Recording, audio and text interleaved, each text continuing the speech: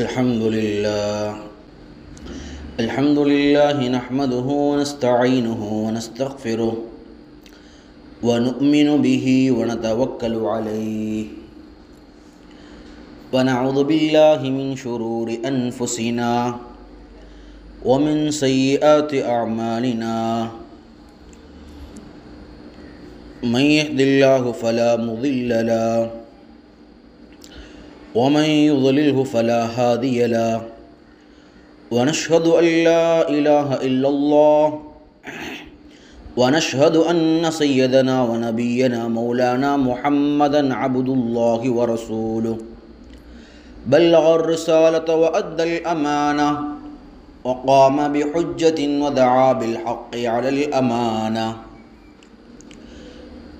صلى الله تعالى وسلم وآله وأصحابه وسلم تسليما كثيرا كثيرا أما بعد فأعوذ بالله من الشيطان الرجيم بسم الله الرحمن الرحيم سل بني إسرائيل كم آتيناهم من آية بينة ومن يبدل نعمة الله من بعد ما جاءت فإن الله شديد العقاب وقال رسول الله صلى الله عليه وسلم تركت فيكم أمرين لن تضلوا ما تمسكتم بهما كتاب الله وسنة رسول الله صلى الله عليه وسلم صدق رسول الله صلى الله عليه وسلم. குர்ஆன் சார்ந்த ஆயத்துகள், பெருமானாருடைய ஹதீஸுகள், அவையெல்லாம் அது பயானாக அல்லது ஒரு வகுப்பாக அது சொல்ல ஆரம்பிக்கப்பட்ட பிறகு நாம் நம்முடைய குரல்களை அமைதிப்படுத்திக் கொள்வது குர்ஆனுக்கு நாம் செலுத்த வேண்டிய முக்கியமான ஒழுக்கம் சார்ந்த விஷயங்களில் ஒன்று. சங்கைக்குறித்தான தாய்மார்களே, சகோதரிகளே, அல்லாஹினுடைய கிருபையால் ஒரு நீண்ட இடைவெளிக்கு பிறகு மீண்டும் அல்லாஹ் குர்ஆன் சார்ந்த ஒரு சேவை, ஒரு அமல், ஒரு இபாதத், அதை கேட்பதற்கும் அதை பற்றி பேசுவதற்கும் அல்லாஹ் நமக்கு வாய்ப்பளித்திருக்கிறான். இந்த நேரத்தில் அல்லாஹினுடைய மாபெரும் கிருபையால் இதே போல இன்ஷா அல்லாஹ் ஒவ்வொரு வாரங்களும் தொடர்படியாக குர்ஆனுடைய ஆயத்துகள், அதனுடைய விளக்கங்கள், குர்ஆன் நம்மிடத்திலே பேசக்கூடிய உபதேசங்களோடு இந்த முழு குர்ஆனையும் படித்து விளங்கி அமல் செய்யக்கூடிய வாய்ப்பை அல்லாஹ் நசீபாக்குவானாக. சங்கைக்குறித்தான அல்லாஹின் அடியார்களே, குர்ஆன் என்பது அது எவ்வளோ பிரம்மாண்டமான பொக்கிஷம் என்று சொன்னால், இதற்கு முன்பாக எந்த சமுதாயத்திற்கும் கொடுக்கப்படாத அத்துணை விதமான எல்லாம் ஒரு மனிதன் தன் வாழ்வில் எந்தெந்த பாதைகளை கடப்பானோ அத்துணை பாதைகளுக்கும் தேவையான விஷயங்களையும் அவனுக்கு தேவையான தீர்வுகளையும் உபதேசங்களையும் வழிகாட்டுதல்களையும் உள்ளடக்கிய ஒன்றுதான் குர்ஆன். குர்ஆனை பற்றி குர்ஆனை பேசுகிறது. ذَلِكَ الْكِتَابُ لَا رَيْبَ فِيهِ هُدًى. இது ஒரு நேர்வழி. இதை யார் நேர்வழி பெற ஆசைப்படுகிறார்களோ, யாருக்கு அல்லாஹ் நேர்வழியை காட்டுகிறானோ அவர்கள்தான் தொட முடியும். இதை எல்லாரும் எடுப்பது, படிப்பது சாத்தியமல்ல. குர்ஆன் எப்படிப்பட்ட பொக்கிஷம் என்றால், குர்ஆனை பார்ப்பதற்கு, தொடுவதற்கு, படிப்பதற்கு, விளங்குவதற்கு, ஏன் குர்ஆனை விளங்க வேண்டும் என்ற ஒரு உணர்வு ஏற்படுவதற்கு, ஒரு ஆசை ஏற்படுவதற்கும் கூட அல்லாஹுடைய நாட்டம் வேண்டும். ஒமா தௌஃபீகி இல்லா பில்லா. ஏன்னா குர்ஆன் சம்பந்தமான அத்துணை விஷயங்களும் A to Z அல்லாஹ்வுக்கு பிடித்தமான அடியார்களுக்கு மட்டுமே அல்லாஹ் நசீபாக்கி தருகிறான். அல்லாஹ் அந்த கூட்டத்தில் நம்மை எல்லாம் அதில் ஒருவராக ஆக்கியதனுடைய ஒரு தாக்கம் பிரதிபலன் தான் மீண்டும் அல்லாஹ் அதே ஒரு ஆசை, ஒரு தேட்டத்தோடு அல்லாஹ் அப்படிப்பட்ட ஒரு இபாதத், குர்ஆன் சம்பந்தமான ஒரு விளக்கங்களை கேட்க வேண்டும் என்ற உணர்வோடு அல்லாஹ் ஒன்றிணைத்திருக்கிறான். அப்போ இந்த ஒரு குர்ஆன் என்பது நேர்வழி காட்டக்கூடிய ஒன்று. ஹுதன், குர்ஆனில் இன்னொரு இடத்துல அல்லாஹ் சொல்வான், கது ஜாஅத்கும் மௌஇதத்தும் மிர் ரப்பிக்கும், உங்களுடைய இறைவன் புறத்திலிருந்து அழகான உபதேசம் வந்துள்ளது. உலகத்தில் நீங்கள் எப்படிப்பட்ட மோட்டிவேஷனல் ஸ்பீக்கருடைய புக்ஸை நீங்கள் படிக்கலாம், எப்படிப்பட்ட தலைவர்களுடைய பேச்சுக்களை கேட்கலாம், ஆனால் குர்ஆன் உங்களுக்கு சொல்லக்கூடிய உபதேசம் மாதிரி உலகத்தில் யாரும் சொல்ல முடியாது. குர்ஆனை பயன்படுத்தி சொல்லக்கூடிய உபதேசம் அதை போல ஒன்று உலகத்தில் அதற்கு நிகராக, ஈடாக, லா ஷபீஹ லஹு வலா ஷரீக லஹு, அதற்கும் ஒப்புமையாக ஒன்றும் இல்லை, அதற்கு இணையாகவும் எதுவும் இல்லை. குர்ஆன் அப்படிப்பட்ட உபதேசம் மிக்கது. குர்ஆனில் எத்தனை இடங்கள் எப்படிப்பட்ட உபதேசத்தினுடைய வார்த்தைகள் பாருங்கள். லா தஹினு வலா தஹ்ஸனு, முஃமினான ஆண்களே பெண்களே, லா தஹினு, நீங்கள் துவண்டு போகாதீங்க, வலா தஹ்ஸனு, நீங்கள் கவலைப்படாதீங்க. அடியார்களோடு அவர்களுக்கு ஏற்ற மாதிரி அவர்கள் உணர்வுகளை புரிந்து பேசக்கூடிய ஒரு வேதம் உலகத்தில் எங்கே இருக்கின்றது? நீங்கள் உங்களுடைய வேலைகளில், உங்களுடைய அமல்களில், உங்களுடைய உலக வாழ்க்கையில் பல்வேறுபட்ட சிரமங்களை சந்திப்பீங்க. லா தஹினு, தோண்டு போயிடாதீங்க. ஏன்னா வாழ்க்கை என்பது, இந்த வாழ்க்கை அது வாழ்வை வாழ்ந்து முடிப்பதற்காக அல்ல, ஒரு வாழ்வை உருவாக்குவதற்காக. நீங்கள் துவண்டு போயிட்டீங்கன்னா எப்போ அல்லாஹுக்கு பிடித்தமான இபாதத் செய்ய போகிறீங்க? வாழ்க்கையில் கவலைப்பட ஆரம்பிச்சிட்டிங்க, எல்லா விஷயத்துக்கும் கவலைப்படுறீங்க, பிள்ளைகளுக்காக, கணவன்மார்களுக்காக, குடும்பத்துக்காக, உலகத்துக்காக, சொத்துக்காக, வீட்டுக்காக, எல்லாத்துக்கும் கவலைப்பட ஆரம்பிச்சிட்டிங்க. இந்த கவலையின் காரணமாக என்னவாகும்னா, உங்களுக்கு அல்லாஹ் மீதான தொடர்பு, அல்லாஹுவை திருப்திப்படுத்த வேண்டும் என்ற உணர்வு அதெல்லாம் மங்கிவிடும் அடியார்களே. அதனால் லா தஹ்ஸனு, கவலைப்படாதீங்க. உலக வாழ்க்கை நீங்கள் விரும்பினாலும் விரும்பாவிட்டாலும் ஒரு நாள் அது முடியக்கூடாது. எனவே கவலையின் மூலமாக உங்கள் வாழ்வை நீங்கள் தொலைத்து விடாதீர்கள். வ அன்துமுல் அஅலூன், அல்லாஹுடைய அற்புதமான வார்த்தை. அடியார்களே, நீங்கள் தான் உயர்ந்தவர்கள், நீங்கள் தான் மேன்மை மிக்கவர்கள். இன் குன்தும் முஃமினீன், நீங்கள் முஃமினான விசுவாசிகளாக இருந்தால், உங்கள் உள்ளத்திலே அல்லாஹ் மீதான நம்பிக்கை வலுவாக இருந்தால், உங்கள் உள்ளத்திலே அல்லாஹ் தான் எல்லாவற்றையும் ஆக்கக்கூடியவன், அழிக்கக்கூடியவன், இந்த சூழ்நிலைகளை ஏற்படுத்தியவன் இறைவன்தான், அவன்தான் சூழ்நிலைகளை மாற்றி அமைப்பான். இன்னல்லாஹ அலா குல்லி ஷைஇன் கதீர், அல்லாஹ் எல்லா சகல வஸ்துக்கள் மீதும், ஒவ்வொரு விஷயத்தின் மீதும் அல்லாஹ் சக்தி பெற்றவனாக இருக்கிறான். இந்த உணர்வு, இந்த ஈமான் உங்களிடத்தில் இருந்தால் நீங்கள் தான் உயர்ந்தவர்கள். எப்படிப்பட்ட உபதேசம்! ஒரு வழிதவறி போகக்கூடிய அடியானை பார்த்து குர்ஆன் பேசுது. யா ஐயுஹல் நாஸ், யா ஐயுஹல் இன்சான், மா கர்ரக பி ரப்பிக்கல் கரீம். அல்லாஹுடைய சிந்தனையை விட்டு முன்னே ஏமாற்றியது எது? வாலிப வயசு வந்தவுடனே, உன்னுடைய ரத்தம் சூடாக ஆரம்பித்தவுடன், உனக்கென்று ஒரு அழகு உருவானவுடன் அல்லாஹை மறந்து விட்டாயே. அல்லாஹ் மா கர்ரக், உன்னை ஏமாற்றியது எது?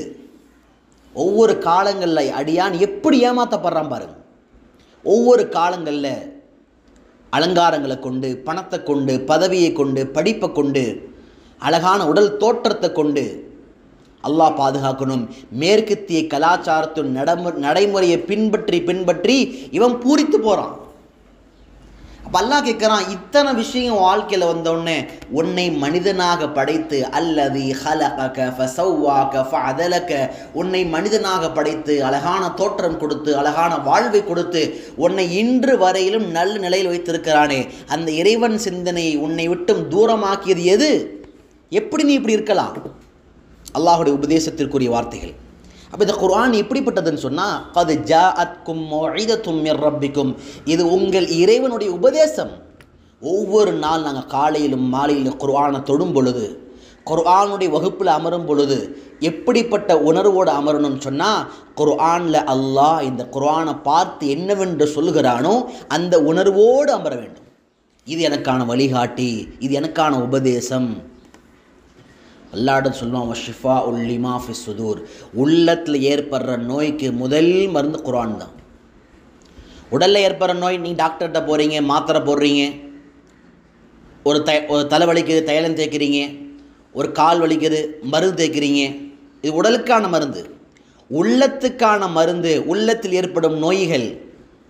அடடே, உள்ளத்தில் நோய் ஏற்படுமா? உள்ளத்தில் ஏற்படுற நோய் தான் மோசமான நோய். உடலில் ஏற்படுற நோயை விட உள்ளத்தில் ஏற்படுகிற நோய் தான் அல்லாஹ் பாதுகாக்க வேண்டும், எங்களுடைய சொர்க்க நரகத்தினுடைய பாதையை தீர்மானிக்கிறது. உள்ளத்தில் ஏற்படுற நோய். ஒருத்தர் மேலே வஞ்சகம் வந்துடுது, காழ்ப்புணர்ச்சி வந்துடுது, ஒருத்தர் மேலே பொறாமை வந்துடுது, ஒருத்தர் எப்படியாவது பழி வாங்க வேண்டும் என்ற உணர்வு வந்துடுது. குடும்பத்தில் மாமியார் மேலே, நாத்தனார் மேலே, கொழுந்தியா மேலே, உறவுகள் மேலே, சக பெண் தோழிகளோடு வஞ்சகம், குரோதம், பொறாமை. இவங்க மட்டும் நல்லா இருக்கிறாங்களே, ஏதாவது இவங்களை செஞ்சு பழி வாங்கணும், இவர்களை எப்படியாவது காலை வாரி விடணும். இதெல்லாம் உள்ளத்துடைய நோய்கள். அப்புறம் என்ன, ஒரு கட்டத்தில் உள்ளத்தில் அடியார்களுக்கு பெருமை வந்துடுது. உள்ளத்தினுடைய மிகப்பெரிய நோய் பெருமை. அந்த பெருமையினால் என்ன ஆகுது அப்படின்னா, மக்கள் எல்லாரையும் பார்த்து அவர் ஏளனமாக நினைக்கிறார். நான் எப்படிப்பட்ட பணக்காரன், என்னுடைய ஸ்டேட்டஸ் என்ன, உன்னுடைய தகுதி என்ன? அப்போ இதெல்லாம் என்னவாகுது அப்படின்னு சொன்னால், அல்லாஹ் பாதுகாக்க வேண்டும், உள்ளத்துடைய நோய்களாக மாறுது. அதனால் ஹதீஸுகளில் பார்த்தீங்கன்னா இப்படிப்பட்ட வார்த்தையை கவனிக்கலாம். பெருமானார் ஸல்லல்லாஹு அலைஹி வஸல்லம் ஒரு அழகான வார்த்தை ஒன்றை சொன்னார்கள். மனிதனுடைய உடம்பில் ஒரு சதை துண்டு உள்ளது, அது சரியாகிவிட்டால் அவனுடைய எல்லா அமல்களும் செயல்களும் சரியாயிரும். அது சரியாகலை, உடலில் வேறு எதுவுமே சரியானதுனால எந்த பிரயோஜனமும் இல்லை, ஒன்றும் இல்லை. தக்பீர் கட்டுறாரு, ரொம்ப பணிவாக கைகால்களை ஓர்மைப்படுத்தி உது செய்து அல்லாஹ்க்கு முன்னால் பார்வையை தாழ்த்தி அவ்வளோ பணிவாக தொழுகிறாரு. ஆனால் உள்ள முழுக்க முழுக்க பார்த்தால் முகஸ்துதி, புகழுக்காக செய்கிறாரு. அவர் செய்கிற நன்மையில் அல்லாஹுடைய பொருத்தம் என்ற உணர்வு இல்லை. யா அல்லாஹ், உன்னுடைய பொருத்தத்திற்காக செய்கிற என்ற உணர்வு இல்லை. யாரையோ ஒருத்தரை திருப்திப்படுத்துவதற்காக, யாரிடத்திலேயோ புகழ் தேடுவதற்காக, யாரோ தன்னை பெரிய ஆபித், வணக்கசாலி, தர்மத்தை கொடுக்கக்கூடியவர் என்று பாராட்ட வேண்டும் என்பதற்காக செய்வார். ஏனால் இது உள்ளத்துடைய மிகப்பெரிய நோய். இதை ஏன் சொல்கிறோம் அப்படின்னா, அல்லாஹ் குர்ஆனில் சொல்கிறான், வஷிஃபா உல்லிமா ஃபி சுதூர். அடியார் பெருமக்களே, இத்தனை நோய்களுக்கான முதல் நிவாரணம் எங்கே ஆரம்பிக்குது என்று சொன்னால், இந்த குர்ஆன் மூலமாகத்தான் ஆரம்பிக்கிறது. நீங்கள் காலையில் மாலையில் குர்ஆனை ஓத ஆரம்பித்தால், குர்ஆனினுடைய அந்த மொழிபெயர்ப்பை படிக்க ஆரம்பித்தால், இந்த குர்ஆனை விளங்க ஆரம்பித்தால், இந்த குர்ஆனை நீங்கள் அமல் செய்ய வேண்டும் என்ற அந்த நியத்துகளை மேற்கொண்டால், இந்த குர்ஆனுடைய ஒவ்வொரு விஷயங்களையும் உங்கள் குடும்பத்தார்களுக்கு, பிள்ளைகளுக்கு, கணவன்மார்களுக்கு, உங்கள் அருகாமையில் இருக்கக்கூடிய உங்களுடைய அக்கம் பக்கத்தில் வீட்டில் இருக்கக்கூடிய உறவினர்களுக்கு இதை சொல்ல ஆரம்பித்தால், முதலாவதாக உங்கள் உள்ளத்தினுடைய நோய்களை அல்லாஹ் சரி செய்கிறான். சொல்லிக் கொடுத்தான் அல்லாஹ். என்னுடையார்களே, எனவே இந்த ஒரு குர்ஆன் நமக்கு நிவாரணி. அப்போ இந்த குர்ஆனுடைய சபையில் அமரும் பொழுது இது நமக்கு வழிகாட்டி, நமக்கான உபதேசம், நமக்கான நிவாரணி என்ற உணர்வுகளோடு அமர வேண்டும். வரஹ்மத்துல் லில் முஃமினீன்.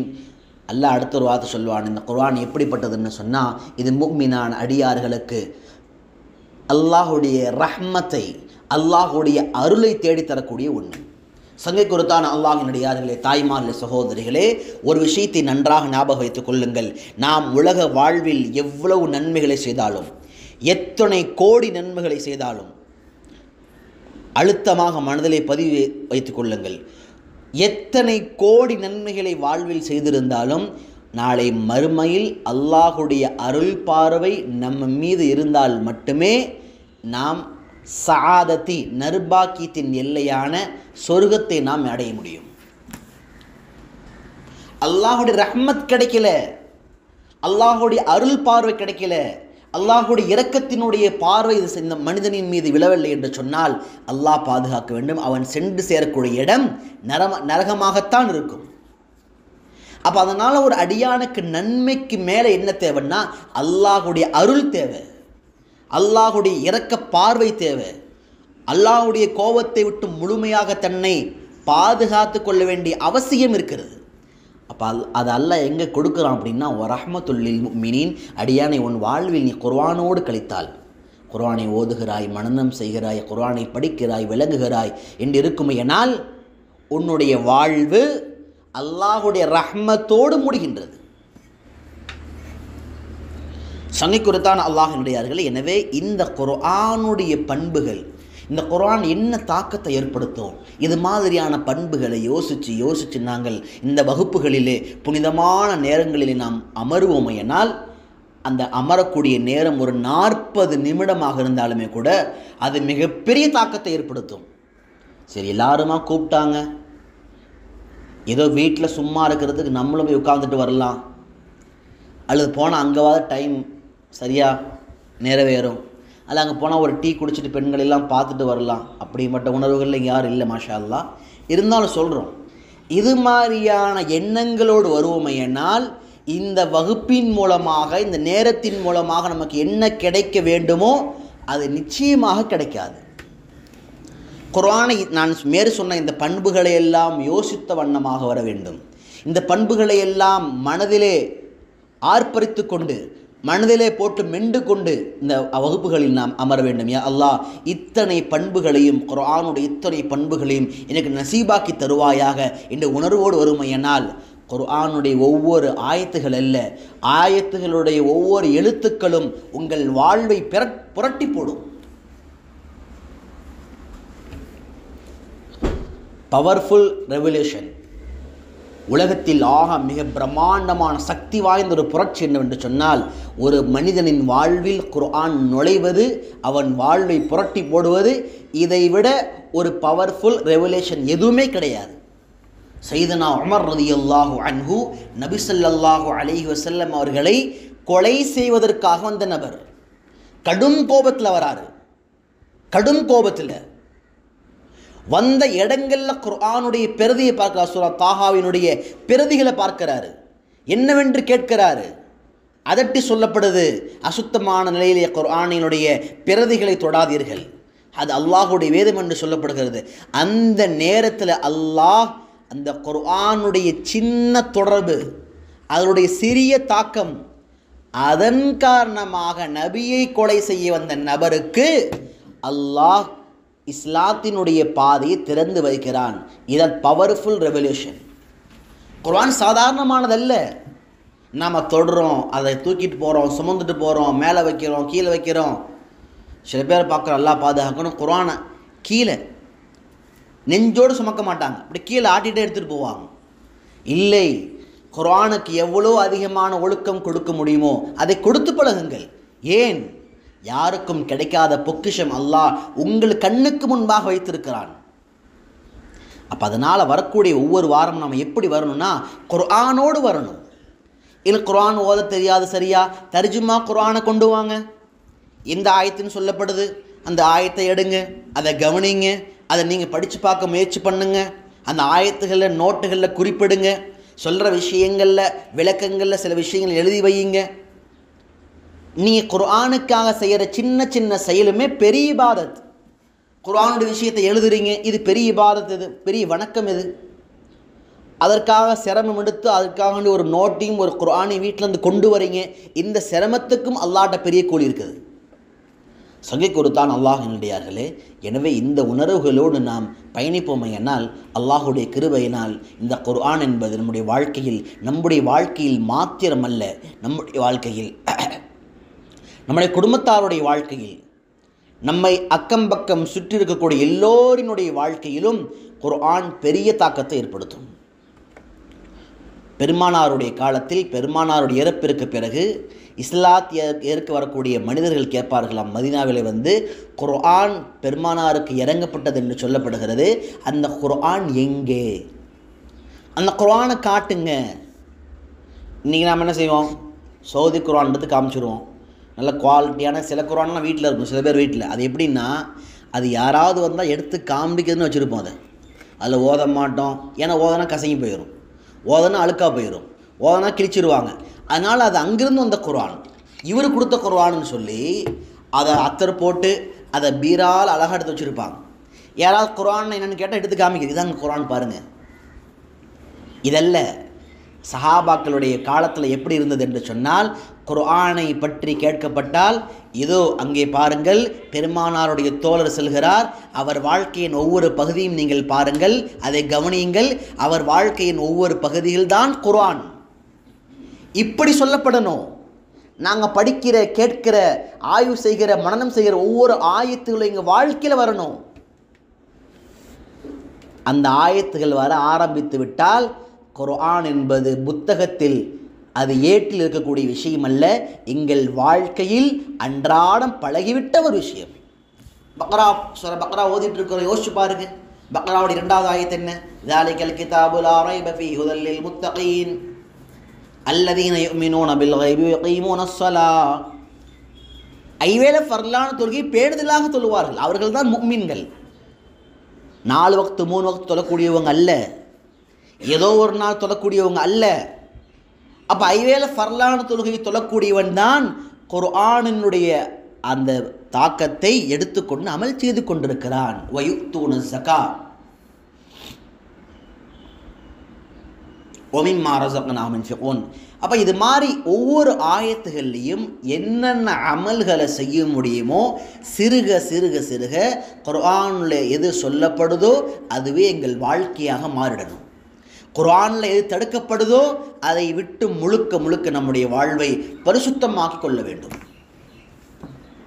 அல்லாஹ் அப்படிப்பட்ட உயர்ந்த பாக்கியத்தை நசீபாக்கி தருவானாக.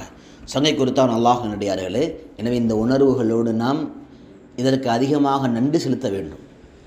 குர்ஆனில் அல்லாஹ் ஒரு இடத்துல சொல்லுவான், லைன் ஷக்கர்த்தும், அடியார்களே முக்கியமான விஷயத்தை நீங்கள் நினைவுபடுத்திக் கொள்ளுங்கள். லைன் ஷக்கர்த்தும் ல அஸீதன்னக்கும், உங்கள் வாழ்க்கையிலே நீங்கள் நன்றி செலுத்தக்கூடிய பழக்கம் இருந்தால் ஒவ்வொரு சின்ன சின்ன அமல்களுக்கும் அல்லாஹ் உங்களுக்கு தௌஃபீக் தரக்கூடிய ஒவ்வொரு நற்காரியத்துக்கும் நீங்கள் அல்ஹம்துலில்லாஹ் என்று அல்லாஹ்வுக்கு நன்றி செலுத்தினால், அல்லாஹ்வை புகழ்ந்தால், அல்லாஹ் உங்களுக்கு கொடுக்கின்ற அந்த பாக்கியத்தை பெரும் மதிப்போடு ஏற்றுக்கொண்டால் ல அஸீதன்னக்கும், அல்லாஹ் அதை உங்களுக்கு அதிகப்படுத்தி கொடுத்து கொண்டே இருப்பான்.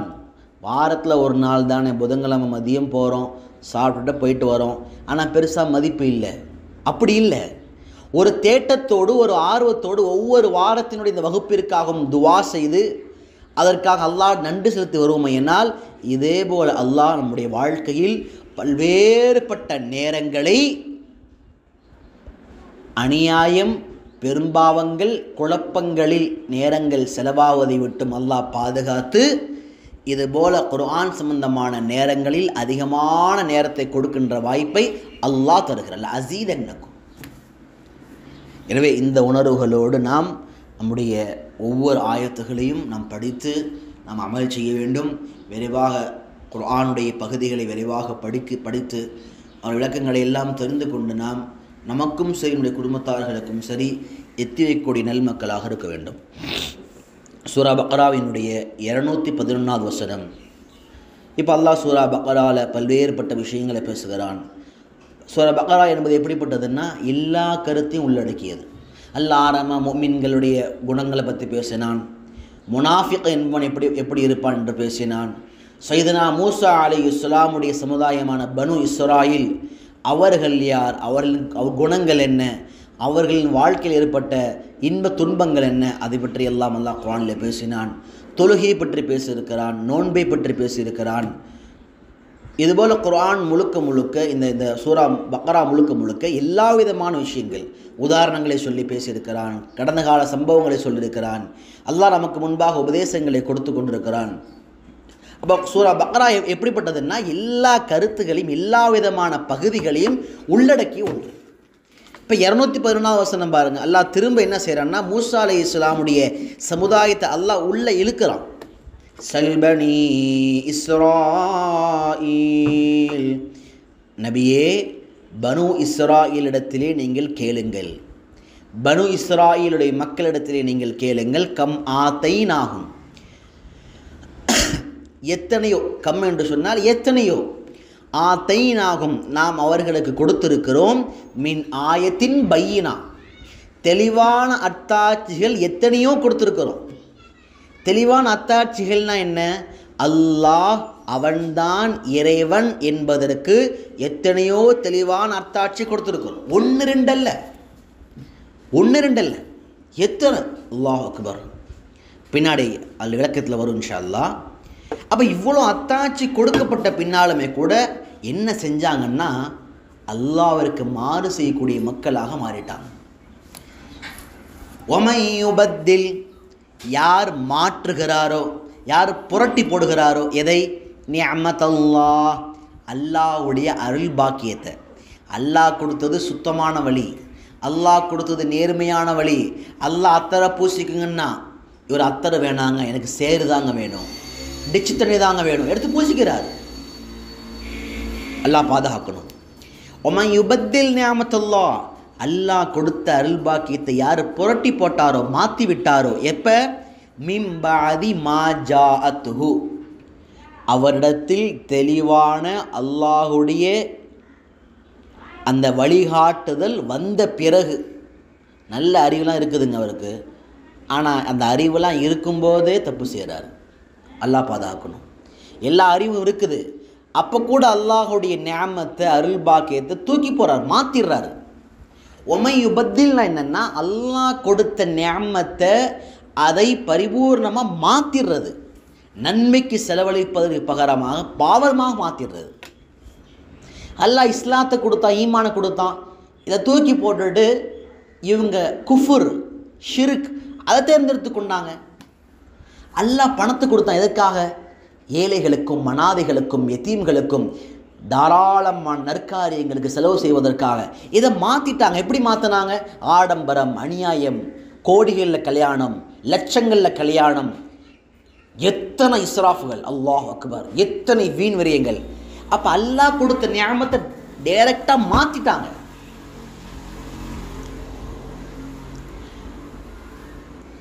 வாலிப பெண்களுக்கு அல்லாஹ் ஒரு சாலிஹான நல்ல திறமைகள் அல்லாஹ் நசீபாக்குறான். ஆனால் என்ன செய்கிறாங்க பாருங்கள், அல்லாஹ் பாதுகாக்கணும்.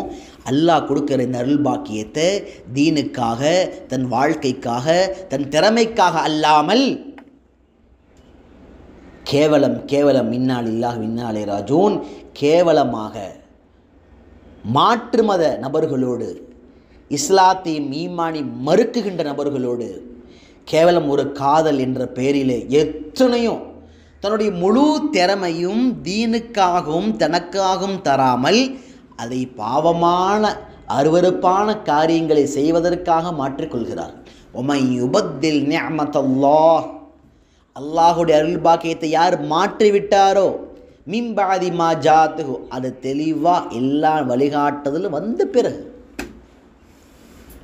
ஃபஇன்னல்லாஹ ஷதீதுல் இகாப், நிச்சயமாக அல்லாஹ் இது போன்ற நபர்களை கடுமையாக தண்டிப்பவனாக இருக்கிறான். சாதாரணமான தண்டனை இல்லை. ஒருத்தருக்கு கண் பார்வை அல்லாஹ் கொடுக்கல, அவருக்கான கேள்வி வேறு. ஆனால் ஒருத்தருக்கு அல்லாஹ் கண் பார்வை கொடுத்தான், அவருக்கான பிடி வேறு. இந்த ஆயத்தின் மூலமாக முதல் விஷயத்தை நல்லா ஞாபகம் வச்சுக்கோங்க. எந்த அடியார்களுக்கு அல்லாஹ் அருள் பாக்கியத்தை அதிகமாக தருகிறானோ அவர்களுக்கான கேள்வியும் கடினமாக இருக்கும்.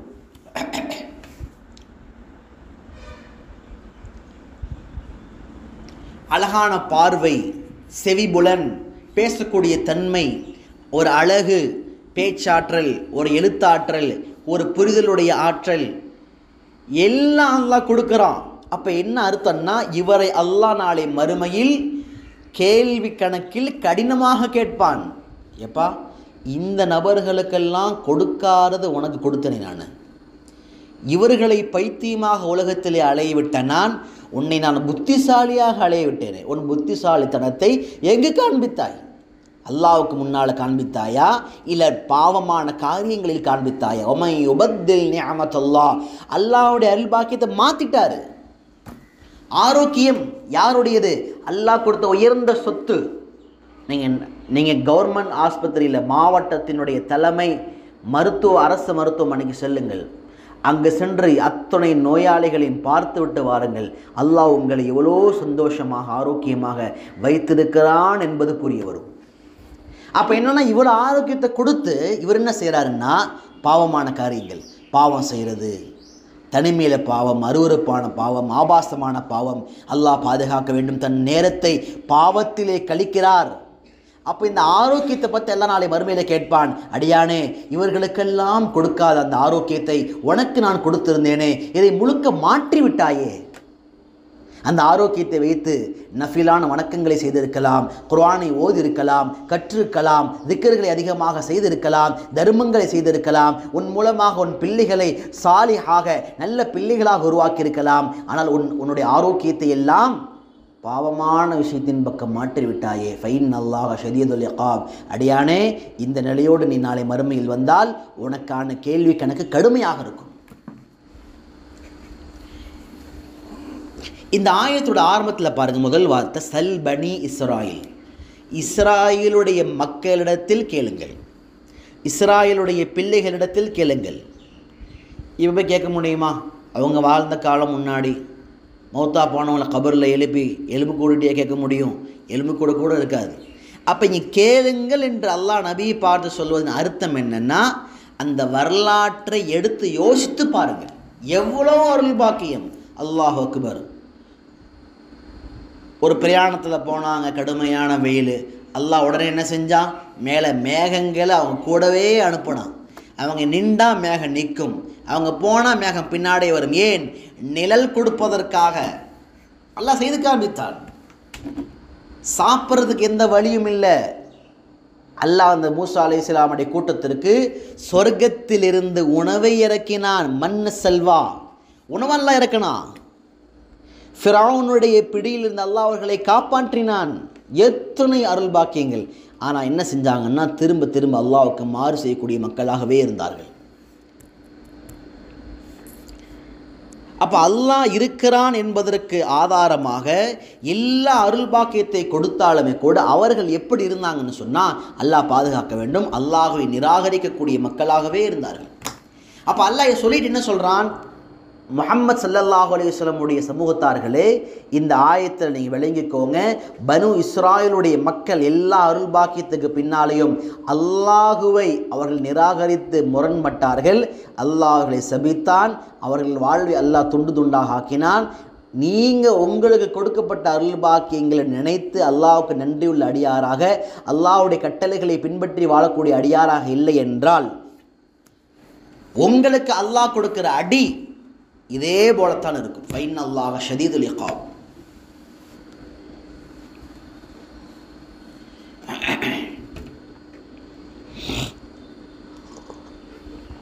ஒரு அடியானுக்கு அல்லாஹ் கொடுக்கக்கூடிய உயர்ந்த நியாமத்துகளில் ஒன்று வாலிபம். அது ஆணாக இருந்தாலும் சரி, பெண்ணாக இருந்தாலும் சரி. அந்த வாலிபத்தில் தன்னுடைய வாழ்க்கையின் மொத்த வயதுகளில் மற்ற எந்த வயதிலையுமே செய்ய முடியாத சமூகத்தின் சேவைகள், நன்மைகள் எல்லாவற்றையும் அதிகமாக செய்யக்கூடிய வயசு என்னென்னா வாலிப வயசு. அல்லாஹ் கொடுத்து எதற்காக? உன்னை உலகத்தில் உருவாக்கிக்கொள். அதே போல் அல்லாஹ்விற்கு முன்பாகவும் நீ நல்லவனாக இருந்து கொள். அதே போல் சமுதாயத்திற்கு ஒன்னால் என்ன செய்ய முடியுமோ அதை செய்து கொள். இந்த மூணையுமே விட்டுறானுங்க. 15 வயசில் ஆரம்பித்து 25 வயசு வரைக்கும் பொம்பளை பிள்ளைங்க, 15 வயசில் ஆரம்பித்து 30 வயசு வரைக்கும் ஆம்பளை பிள்ளைங்க. அல்லாஹ் பாதுகாக்க வேண்டும். இந்த வாழ்க்கையில் அல்லாஹுவை, இந்த வயதில் அல்லாஹுவை முழுமையாக மறந்து விடுகிறார்கள். இந்த வாலிப வயசை முழுக்க வீணடிக்கிறார்கள்.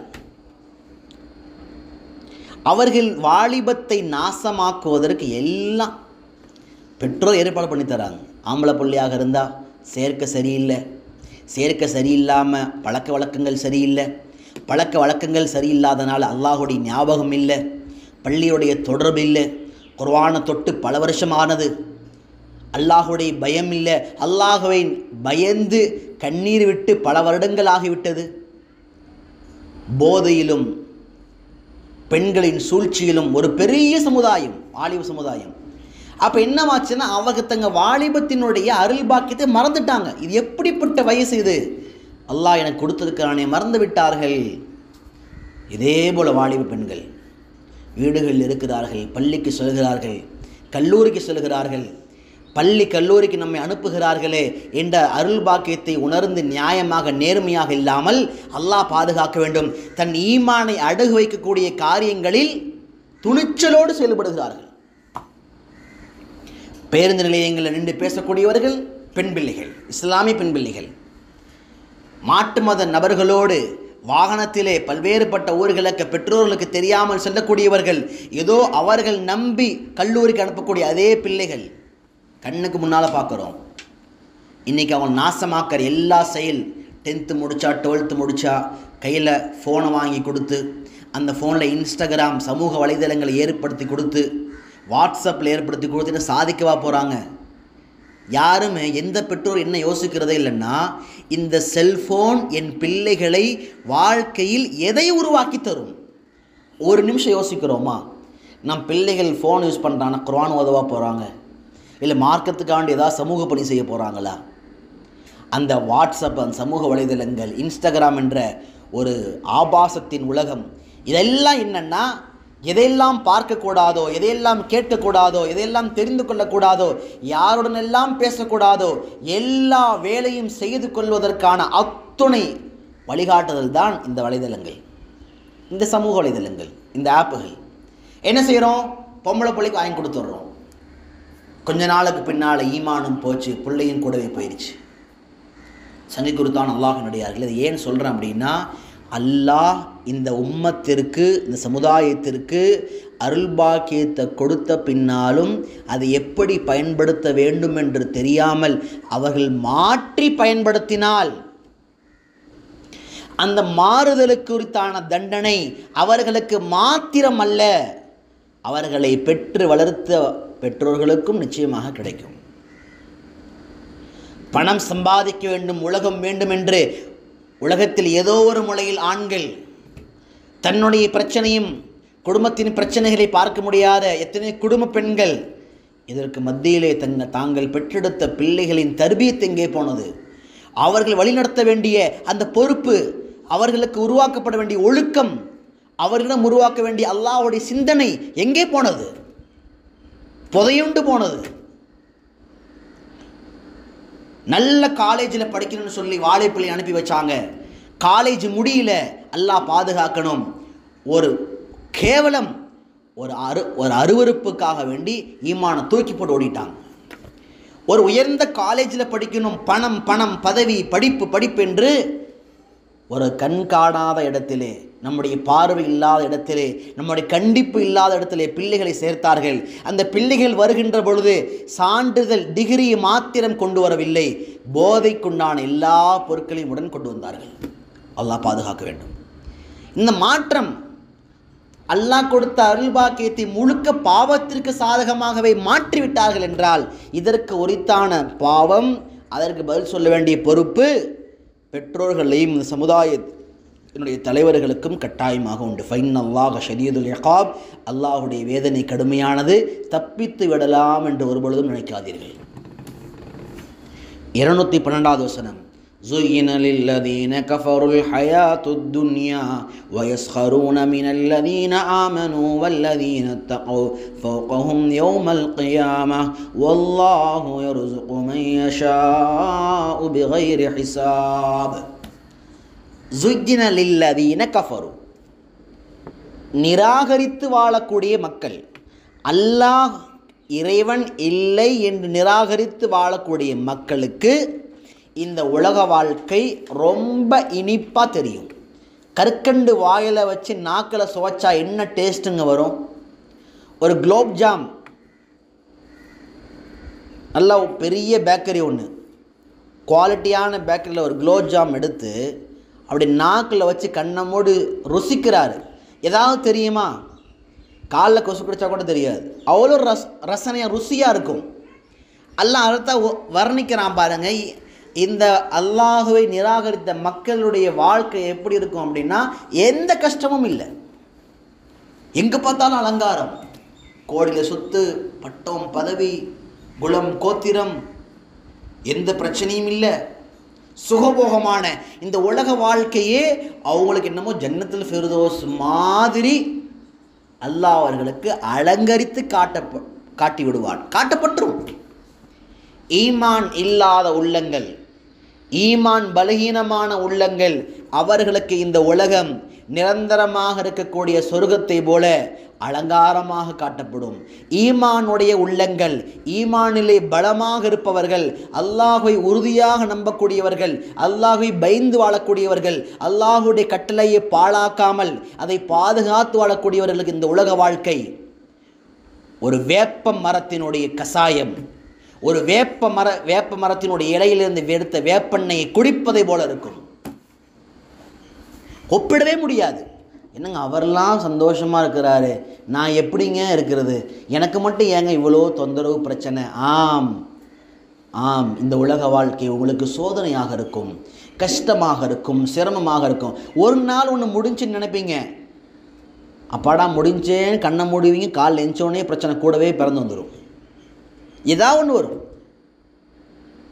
நோய், சிரமம், நஷ்டம், பிள்ளைகளுடைய பாதிப்பு, பிள்ளைகளுடைய ஒழுக்கமின்மை, நம்முடைய பாதிப்பு, வருமானத்தில் அபிவிருத்தி இல்லாமல் போகிறது, பிரச்சனை, ஏதாவது ஒன்று பிரச்சனை வந்துடும். ஏன்? உலக வாழ்க்கை என்பது சோதனைகளும் சிக்கல்களும் நிறைந்த வாழ்க்கை. ஈமானுடைய வலுவான உள்ளங்களுக்கு இது நீ அல்லாஹ்வை மறுத்து வாழ்ந்துட்டா நீ பிரச்சனையே இல்லை. உனக்கு இந்த உலக வாழ்க்கை பார்த்தா ஜாம் ஜாம் லட்டு மாதிரி தெரியும், திருப்பதி லட்டு மாதிரி தெரியும். ஸுய்யின லில்லதீன கஃபருல் ஹயாத்து துன்யா. எப்படியெல்லாம் அலங்கரிக்கப்படும்? உதாரணமாக அலங்காரம்னு சொல்கிறீங்க, எப்படிங்க அலங்கரிக்கப்படும்? ஒரு கட்டத்தில் அலங்காரமாக தெரியும், தன்னுடைய வயதும் அழகும் அலங்காரமாக தெரியும். அவ்வளோ மேக்கப்பு. ஊரில் 4 பேர் நம்மளை பார்த்து ரசித்து நம்மளை கமெண்ட் பண்ணாதான் அன்றைக்கி நைட் தூக்கமே வரும். அது ஆணாக இருந்தாலும் சரி, பெண்ணாக இருந்தாலும் சரி. அடிக்கடி நான் சொல்வது உண்டு, விருந்துகளுக்கும் விசேஷங்களுக்கும் செல்லக்கூடிய நேரத்தில் அடுத்தவர்கள் பார்வைக்கு முன்பாக நாம் அழகாக இருக்க வேண்டும். அந்நிய ஆண்களுக்கு முன்பாக, அந்நிய பெண்களுக்கு முன்பாக நாம் அழகாக தெரிய வேண்டும், நாம் இன்பமாக தெரிய வேண்டும், சுவாரஸ்யமாக தெரிய வேண்டும் என்று ஒரு ஆணோ ஒரு பெண்ணோ தன்னை அலங்கரித்து கொண்டு செல்வானேயானால்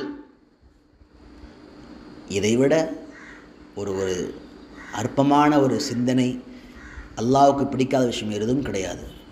தனக்கு உரித்தான ஹலாலான உறவுகளுக்கு முன்பால், ஹலாலான மஹரமான ஆண்களுக்கு முன்பாக, சகோதரன், பிள்ளைகள், கணவன், தந்தை, இவர்களுக்கு முன்பாக அழகாக இருக்காத எத்தனையோ நபர்கள் அல்லாஹ் பாதுகாக்க வேண்டும். அந்நிய ஆண்களுக்கும் அருவருப்பான எத்தனையோ இடங்களுக்கு மத்தியிலே தன்னை அழகாக காட்டிக்கொள்ள வேண்டும் என்று நினைப்பது அல்லாஹ் பாதுகாக்க வேண்டும். ஈமான் தரம் தாழ்ந்து போனது என்பதின் அடையாளம். அப்போ ஒரு வயசில் என்னவாகுதுன்னா, அவங்களுடைய உடம்பு அழகு அவர்களுக்கு பெருசாக தெரியுது. அதுதான் வாழ்க்கை. என்னங்க இதெல்லாம் பருதாலாம் போடணுமாங்க? நம்ம இது யாரும் தப்பாக நினைக்காதீங்க. அப்படியெல்லாம் பருதா போடலனாலே பிரச்சனை அப்படிலாம் எவ்வளோ லாஜிக்கல் பாயிண்ட் பேசுகிறாங்க பாருங்கள். நம்மளை என்ன பார்த்து ரசிக்கிறது ஆண்களுக்கு வேலையா? வேறு வேலையே இல்லையா? ஒரு ஆண் அந்த பெண்ணை பார்த்து ரசிப்பான் என்பதற்காக நான் பர்தா போடலை. ஒரு ஆண் அந்த பெண்ணை தவறாக பார்த்து விடுவான் என்பதற்காக நான் பர்தா அணியலை. அல்லாஹ் ரசூலுடைய கட்டளை, அதற்காக நான் அணிந்திருக்கிறேன். அப்போ ஒரு கட்டத்தில் என்னவாகுதுன்னா, அந்த தோற்றம் மாறி பணத்தின் மீது ஒரு அலங்காரம். பணம் தாங்க எல்லாமே. சொல்லுவார், ஒரு வயசில் சொல்லுவார், 25 வயசுக்கு மேலே பணம் இருந்தால் எல்லாமே இருக்குங்க, பணம் தாங்க லைஃபு. அந்த பணத்துக்கு பின்னால் ஓட ஆரம்பித்து குடும்பத்தை இழந்த ஆண்களும், கணவனை இழந்த பெண்களும், பிள்ளைகளுக்கு தர்பியத் இல்லாமல் பிரிந்திருக்கக்கூடிய வாழ்க்கையில் பணம் மட்டுமே நோக்கமாக கொண்டு பணம் பணம் பணம் என்று அலங்காரமான வாழ்க்கையில் போய் என்னவாகும்னா, ஒரு கட்டத்தில் அந்த மணி இஸ் எவ்ரிதிங் என்ற அந்த தாட் எப்போ மாறும்னா, அந்த பணத்தின் மூலமாக எதுவும் இல்லை, அதன் மூலமாக நிம்மதி இல்லை, சந்தோஷம் இல்லை, ஈமானை உயர்வு இல்லை, அது ஒன்றுமே இல்லை என்று நினைக்கின்ற காலம் வர வரைக்கும் அது அலங்காரம். ஒரு காலத்தில் பதவி. அப்போ ஒவ்வொரு சில காலங்களில் பாவங்கள் அலங்காரமாக தெரியும். உலமாக்கள் கிதாபுகள் எழுதுகிறாங்க, சில நேரங்களில் பாவங்கள், பெரும் பெரும் பாவங்கள் கூட அலங்காரமாக தெரியும். அதை செய்வதற்காக வேண்டி அவ்வளோ சந்தோஷப்படுவார்கள். அடியார்களே, இது நம்முடைய குணம் அல்ல, இது அல்லாஹ்வை நிராகரித்தவர்களின் குணம். எந்த தவறான செயல் நமக்கு அலங்காரமாக தெரிந்து அதை செய்வதில் நாம் சந்தோஷம் அடைகின்றோமோ அல்லாஹ் பாதுகாக்க வேண்டும். அந்த குணம் அது ஈமான் உடையவர்களின் குணம் அல்ல. அந்த உள்ளத்தில் ஈமானுடைய ஒளி மங்கிவிட்டது. வெஸ்டர்ன் கல்ச்சர் எதெல்லாம் சொல்கிறானோ அதெல்லாம் இன்னைக்கு அலங்காரம். ஃபேர்வெல் டே பார்ட்டி, ஆம்பளை பசங்களும் பொம்பளை பிள்ளைங்களும் ஒன்றா சேர்ந்து பயணம் செய்கிறது, அந்நிய ஆண்களும் பெண்களும். காலேஜில் ஒரே கூத்து ஆட்டம், ஒரே நடனம், ஒரே பாட்டு. அந்த காட்சி பாவம் முழுக்க முழுக்க எவ்வளோ பெரிய ஹராம், ஒரு கேவலமான செயல். ஆனால் அதை இன்றைக்கி பெற்றோர்கள் கூட கண்டுகொள்கிறதே இல்லை. முன்னாடியெல்லாம் ஒரு சமுதாயம் இருந்துச்சு, இது மாதிரியான நாட்களில் டூரு போகிறதோ இது மாதிரி ஃபங்க்ஷனுக்கு போகிறதோ அனுமதிக்க மாட்டாங்க. இன்றைக்கெலாம் அப்படின்னா போயிட்டு வரட்டுங்க, எல்லாம் வாழ்க்கையில் ஒரு நாள் தானே. நம்ம பிரச்சனை என்னென்னா ஷைத்தான் எங்கே ஏமாத்துறான்னா எல்லாம் வாழ்க்கையில் ஒரு நாள் தானே. கல்யாணத்தில் பார்த்தா வீடியோ இந்த கருமாந்தரை தூக்கிட்டு வந்துட்டு பொம்பளை புள்ளியோட அந்த வாயிலிருந்து ஆரம்பித்து தலையிலேருந்து ஆரம்பித்து கால் வரைக்கும் வீடியோ எடுக்கிறானுங்க. அலங்கரிக்கப்பட்ட மணமகளை கணவனை தவிர வேறு யாரும் பார்க்கக்கூடாது மார்க்க சொல்லுது. ஆனால் அலங்கரிக்கப்பட்ட அந்த மணமகளை அந்த வீடியோ ஃபோட்டோவை கூட்டிகிட்டு வந்துட்டு எவ்வளோ அனாச்சாரம், அதுக்கு எவ்வளோ பதில் பேசுகிறோம். எல்லாம் ஒரு நாள் தானங்க வாழ்க்கையில். அந்த ஒரு நாள் மூலமாகத்தான் நீங்கள் யார் என்பது, அல்லாஹ்விற்கு விசுவாசமானவர்களா ஷைத்தானுக்கு விசுவாசமானவர்களா என்பதை நிரூபிக்கும் நாள். நம்ம எங்கேயாவது இந்த நலுங்கு சாப்பாடையும் இந்த வளகாப்பை பற்றி பேசினா தான் சொல்லுவோம். ஒரு நாள் தானேங்க, 7 சோறு 17 சோறு நலுங்கில் உட்காந்து சந்தனத்தை தடவை வெத்தலையை வை, அப்போ அந்த புள்ள வாழ்க்கை நல்லா. எவன் சொன்னது நல்லா வாழ்க்கை நல்லா இருக்குன்ட்டு? எவ்வளோ அனாச்சாரம். 17 18 19 வயசு வரைக்கும் அதை அடக்கத்தோடு நல்ல ஒழுக்கத்தோடு வளர்த்த ஒரு பிள்ளையை அலங்கரித்து கணவன்கிட்ட கூட முதல்ல காட்டுறதில்லை, கூட்டிகிட்டு வந்து ஊருக்கு முன்னாடி நலுங்குன்ற பேரில் சொந்தங்களை கூப்பிட்றங்கிற பேரில் அவன் எதிரி வீட்டுக்கு வந்திருக்க மாட்டான். சொந்தத்திலேயே தூரமாக எங்கேயோ ஒருத்தர் சொந்தக்காரனை கூட்டிகிட்டு வரோம் அப்படிங்கிற பேரில் நலுங்க வைக்கிறாங்க. என்ன பதில் சொல்கிறாங்க? எல்லாம் ஒரு நாள் தானங்க, போயிட்டு போதுங்க. அந்த ஒரு நாள் தான் நீ எப்படிப்பட்ட நபர் என்பதை நிரூபிக்கின்ற நாள். பெருமானாருடைய சுன்னத்துகள் இருக்கிறதா என்று நிரூபிக்கின்ற நாள். அன்றாட தொழுகையிலே உன் சுன்னத்தை பின்பற்றுகிறாய், நபிவழி என்று பேசுகிறாய், நபிவழியை நம் கொள்கை என்று பேசுகிறாய். தொழுகையில் பேசுகிற வாப்பா அதனுடைய அன்றாட வேலை அதல்ல. இது போன்ற சந்தர்ப்பம் வருகின்ற பொழுது நீ எந்த பாதையை நீ முடிவு செய்கிறாய், அதுதான் முக்கியம். அப்போ என்ன செய்யப்பட்டது? இது மாதிரியான பாவங்கள்லாம் அலங்காரமாக காமிக்கப்படுது. அதை தவறு என்று சொல்பவர்கள் எல்லாம் முட்டாள்களாக தெரிகிறார்கள். என்னங்க எதை பார்த்தாலும் இந்த ஆலிம்சாக்கள் வேலையே கிடையாது, அதை செய்யாது இதை செய்யாதுன்னு சொல்லிக்கிட்டு. ஸுய்யின லில்லதீன கஃபரு அல் ஹயாத்துத் துன்யா, பாவங்கள் கூட அலங்காரமாக, போதையை பயன்படுத்துவது அலங்காரம், பெருமையாக அந்நிய ஆண்களோடு பேசுவது அலங்காரம். இன்றைக்கெல்லாம் பாருங்கள், கர்மம் சொல்கிறதுக்கு அவ்வளோ கூச்சமாக இருக்குது, சொல்லாமல் கடந்து போக முடியல. எத்தனை பேர் ஃப்ரெண்டுங்கிற பேரில் ஒருத்தர், பெஸ்டிங்கிற பேரில் ஒருத்தர், காதலன்ற பேரில் ஒருத்தர், அண்ணன் தம்பின்ற பேரில் ஒருத்தர், கேவலம் அத்துணையும் அந்நிய ஆண்களோடு இல்லை அந்த மனோ இச்சை, அந்த காமத்தினுடைய இச்சையின் வெளிப்பாடு தான். இத்தனை வகையான ரிலேஷன்ஷிப் ஹராமையும் என்ன செஞ்சிட்டோம்னா அலங்காரமாக மாற்றிட்டோம். இன்றைக்கி இது மாதிரியான ரிலேஷன்ஷிப்பில் ஒரு பொம்பளை பிள்ளை இல்லைன்னா அந்த பொம்பளை பிள்ளை தான் இன்றைக்கி பரிதாபமாக பார்க்குறானுங்க. என்னங்க எந்த புள்ளெல்லாம் சரிபட்டு வராது, ஒன்றும் இல்லைங்க, அப்பாவிங்க. அது அல்லாஹுவை பயந்து, ஈமானை பயந்து, அல்லாஹுடைய மறுமையின் கேள்வி கணக்கை பயந்து, அந்நிய ஆண்களின் தொடர்பில்லாமல் அருவருப்பான அந்த அந்த அந்த விஷயங்களை விட்டும் தூரமாக இருக்கின்ற அந்த நபர்களுக்கு கடைசியாக வைக்கப்படுகின்ற பெயர் என்ன தெரியுமா? இதுதான். சகைக்குறத்தான் அல்லாஹினுடைய தாய்மார்களே, சகோதரிகளே, அப்போ இந்த உலக வாழ்க்கை யாருக்கு அலங்காரமாக காமிக்கப்படும் என்றால் அல்லாஹுவை நிராகரித்த மக்கள். அதனோடு யாருக்கெல்லாம் ஈமான் அது மழுங்கட்டு போகிவிட்டதோ, ஈமானுடைய ஒளி இல்லாமல் பெயரளவிலே இஸ்லாமியனாக ஒரு முஸ்லாமிய பெயர் தாங்கியாக இருப்பார்களோ அவர்களுக்கும் இந்த உலக வாழ்க்கை அலங்காரமாக காமிக்கப்பட்டுவிடும். அந்த அலங்காரம், அந்த திரை விலகக்கூடிய நாள் எப்பொழுது கரகரா தொண்டைக்குடி உயிர் வந்தடையுமோ அப்பொழுதுதான் தெரிய வரும் இந்த முழு உலக வாழ்க்கையும் அது மாயம், அது அலங்காரம், அது நிரந்தரம் அல்ல, இதெல்லாம் எனக்கு ஆபத்தான ஒன்றென்று மௌத்துடைய நேரத்தில் தான் தெரிய வரும். அப்பொழுது தெரிந்து எந்த பிரயோஜனமும் இல்லை. வயஸ்ஹரூன மினல்லதீன ஆமனு, அல்லாஹ்வை நிராகரிக்கக்கூடிய மக்களுடைய முக்கியமான இன்னொரு குணம் என்னென்னா, அவர்கள் முஃமினான அடியார்களை பரிகாசம் செய்வார்கள். தொழுதா பரிகாசம், காலேஜ் ஸ்கூலில் தொழ முடியல, தர்மம் செஞ்சால் பரிகாசம், ஜக்காத்தை பார்த்து பரிகாசம், ஈமானி பெண்களுடைய பர்தாவை பார்த்து பரிகாசம் செய்யுங்க, தாராளமாக செய்யுங்கள். உங்கள் வாழ்க்கை இதோ இந்த 50-60 வருட காலங்கள் ஈமானி உள்ளங்களை பரிகாசம் செய்யுங்கள், நன்றாக செய்யுங்கள். வயஸ்ஹரூன்.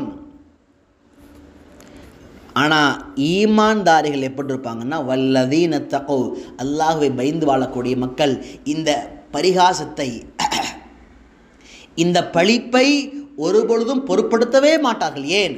அவங்களுக்கு தெரியும் இந்த உலக வாழ்க்கை இது அனுபவிக்கக்கூடிய வாழ்க்கை அல்ல, நிரந்தரமான வாழ்க்கை அல்ல.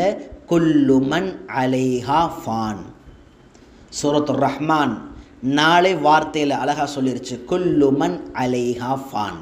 இந்த உலகத்தின் மீது எதெல்லாம் இருக்கின்றதோ, எதையெல்லாம் நீ பார்த்து பார்த்து வியந்து போகிறாயோ அத்துணையும் ஒரு நாள் சுக்குநூறாக அவையெல்லாம் அழிக்கப்படும். இது ஈமானுடைய உள்ளங்களுக்கு இருக்கிறதுனால தான் வல்லதீன தகவ் ஃபௌகஹும் யௌமல் கியாமah. இந்த ஈமானுடைய உள்ளங்கள் நாளைக்கு மறுமையில் எப்படி இருப்பாங்கன்னா, ஃபௌகஹும், உலகத்தில் யாரெல்லாம் அவர்களை பரிகாசம் படுத்தினார்களோ அவர்களுக்கு மேலாக உயர்ந்த அந்தஸ்தில் இருப்பார்கள். ஏங்க இன்றைக்கி நீங்கள் இந்த அல்லாஹ்வை நிராகரிக்கிற மக்களை கூட விட்டுருங்க, சுன்னத்தான வாழ்க்கை வாழ்கிறவங்க, ஃபர்லான தொழுகையோடு வாழ்கிறவங்க, முழு பருதாவோடு ஒழுக்கமாக வரவங்களை பார்த்து பரிகாசம் செய்கிறது முதல்ல யாருன்னா, ஈமானிய வாடை இல்லாத முஸ்லீம்கள் தான், பெயர் தாங்கி முஸ்லீம்கள் தான். உலக வாழ்க்கையில் எல்லாம் செய்யுங்கள், நாளை மறுமை வருகின்ற பொழுது அல்லாஹ்வை பயந்து வாழ்ந்த அடியார்கள், அல்லாஹ்விற்கு உண்மையாக இருந்தவர்கள் தான் ஃபௌகஹும், எல்லா நபர்களுக்கும் மேலாக இருப்பார்கள், உயர்ந்த அந்தஸ்தில் இருப்பார்கள். அந்த கோடான கோடி வாழ்க்கை நிறைந்த மறுமை வாழ்க்கையிலே இவர்கள் கம்பீரமாக இருப்பார்கள். கடைசியாக அல்லாஹ் ஆயத்தை முடிக்கிறான், வல்லாஹு யர்ஸுகு, அல்லாஹ் தாராளமாக ரிஸ்கை, விஸ்தீரணத்தை, அவர்களுக்கான வாழ்வாதாரத்தை கொடுக்கிறான். யாருக்கு? மையஷா, அல்லாஹ் நாடியவருக்கு கொடுக்குறான். அல்லாஹ் யாருக்கு கொடுக்கணும் நீ முடிவு பண்ணக்கூடாது. அல்லாஹ் யாருக்கு கொடுக்க வேண்டும் என்று அல்லாஹ்வுக்கு தெரியும். எவனிடத்தில் எவ்வளோ பணம் இருந்தால், அது எவ்வளவாக இருந்தால் அவன் சரியாக இருப்பான் என்று அல்லாஹ்வுக்கு தெரியும். யாருக்கு எதை கொடுக்க வேண்டும், யாரிடத்திலிருந்து எதை பறிக்க வேண்டும் அல்லாஹ்வுக்கு தெரியும். அல்லாஹ் ரிஸ்கு மையஷா, அல்லாஹ் தன் நாடியவர்களுக்கு, யாரை நாடுகிறானோ அவர்களுக்கு கொடுக்கிறான். பிகைரி ஹிசாப், எந்த விதமான கணக்கு இல்லாமல், எந்த விதமான கணக்கு வழக்கு இல்லாமல் கொடுக்கிறான். அல்லாஹ்வுடைய முக்கியமான பண்பு என்னன்னா, அவன் கொடுக்கிற கூலியாக இருந்தாலும், அவன் உலகத்திலே கொடுக்கின்ற பாக்கியங்களாக இருந்தாலும் அல்லாஹ் அதை எண்ணி கொடுப்பதில்லை. நாம தான் எண்ணுறவங்க. இந்த பள்ளியாசெல்லாம் பார்த்தீங்கன்னா ஆண்கள் பண்ணுற சில நேரங்களில் தொழுகிற நேரம் 8 நிமிஷம்தான். அந்த 8 நிமிஷத்துக்கு மேலே நிமிடங்கள் கூடுச்சுன்னா, என்னங்க இத்தனை நிமிஷம் தொழு வைக்கிறீங்க, 12 நிமிஷம் தொழு வைக்கிறீங்க, 8 நிமிஷம் தொழு வைப்பீங்கம்மா. அப்போ என்னென்னா மனுஷன்ட்ட ஃபுல்லாக கணக்கு, குர்ஆன் ஓதுற கணக்கு. நான் தான் 1/4 மணி நேரம் ஓதிட்டேன்ல, அப்புறம் என்னங்க கணக்கு எல்லாத்துலேயுமே. ஃபோன் நோண்டுவார் 6 மணி நேரம் 5 மணி நேரம், கணக்கே கிடையாது. குர்ஆன் ஓதுவதற்கு கணக்கு, முஸல்லாவில் அமர்ந்திருப்பதற்கு ஒரு கணக்கு, திக்ர் செய்வதற்கு ஒரு கணக்கு. ஏன்னா அதெல்லாம் கம்மியாக செய்யணும். ஏன்? உன் மறுமை வாழ்க்கையை பரிபூர்ணமாக அலங்கரிக்கக்கூடிய நன்மைகளுக்கெல்லாம் குறிப்பிட்ட நேரம் கணக்கோடு செய்கிறது. அழிந்து போகக்கூடிய உலக வாழ்க்கையில் நாசமாக போகிறதுக்கான எல்லா செயலையுமே கணக்கு வழக்கு இல்லாமல் செய்கிறது. பிகைரி ஹிசாப். ஆனால் அல்லாஹ்வுடைய பண்பப்படி இல்லை. அல்லாஹ் கொடுக்கின்ற விஷயத்திலே கொடுக்க நாடிவிட்டால் எந்த விதமான கணக்கு வழக்கு இல்லாமல் கொடுக்கக்கூடியவன். அல்லாஹ் நம் அனைவருக்கும் இந்த 2 ஆயத்துக்களை விளக்கக்கூடிய பாக்கியத்தை நசீபாக்குவானாக. அல்லாஹ் இதே போன்று தொடர்ந்து நம்முடைய குர்ஆனுடைய மஜ்லிஸ்கள், குர்ஆனுடைய சபைகளிலே அமர்ந்து நம்மை நாம் பரிசோதித்து கொண்டு குர்ஆனுடைய இந்த ஆயாத்துகளை, இந்த ஏடுகளில் இருக்கக்கூடிய இந்த வார்த்தைகளை அல்லாஹ்வுடைய செயல்களாக மாற்றி தருவானாக. ஈமானோடு வாழ்ந்து மரணிக்கின்ற பொழுது கலிமா லா இலாஹ இல்லல்லாஹ் முஹம்மது ரசூலுல்லாஹை சொல்லி வண்ணமாக அல்லாஹ் இந்த உலக வாழ்வினுடைய முடிவை நசீபாக்குவானாக. வ ஆகிரு தஅவானா அல்ஹம்துலில்லாஹி ரப்பில் ஆலமீன்.